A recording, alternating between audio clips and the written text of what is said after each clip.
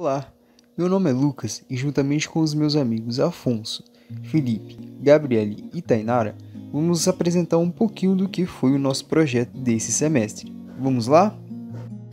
O tema escolhido para o nosso projeto desse semestre é doenças infecciosas transmitidas através de superfícies de contato, onde existem inúmeros micro-organismos patogênicos causadores de doenças como conjuntivite, gastroenterite, dermatofitose e ascaridise, entre outras doenças. O presente projeto teve como objetivo orientar e conscientizar as crianças do serviço Cajum, entre a faixa etária de 8 a 13 anos, sobre essas doenças. A fim de atingir esses objetivos, elaboramos uma aula prática na faculdade, com a discussão sobre o tema, a amostras de placas de meios de cultura bacterianos, obviamente coletados por nós, em espaços da faculdade, como bebedouro, mictório, mãos, cartões de passagem, dentre outras superfícies. Além disso, os participantes puderam visualizar esses micro-organismos no microscópio, aproximando-os ainda mais sobre o assunto em questão.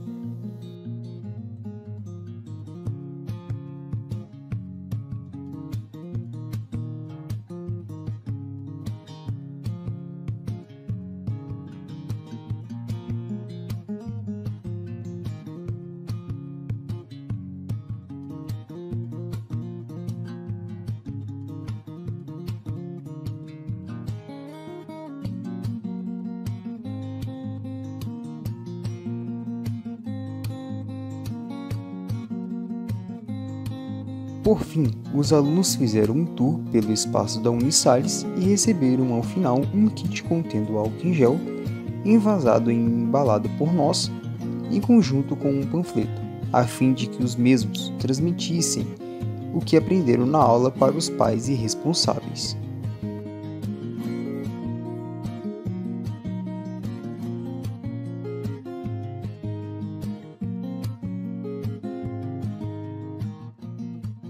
O projeto obteve um total de 14 crianças e contou com bons resultados e boa adesão por parte dos membros do Cajum. Ademais, os mesmos tiveram a oportunidade de cultivar seu próprio meio de cultura, com os resultados do crescimento bacteriano, enviados através de fotos para eles como retorno.